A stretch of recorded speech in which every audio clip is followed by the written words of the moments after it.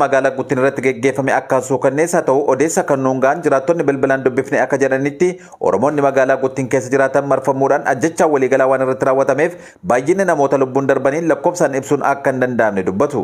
Kadame sanbatatti oofee oole erga kaleessa sa'aatii afurii booda badame jedhanii malee makiinaan hin gallee uummanni tokko kan ba'e tokko illee hin jiru siin jechuu barbaada. Guutiin jedhama guutiin magaalaa guutiin keessaa immoo giddaa safarii kan jedhamu jira ijoolleen giddaa bakka tokkotti baay'inaan mana takaraayyaanis suuqii maaluma kan jiran magaalaa guutii sana keessa ta'etti marfata makiinarra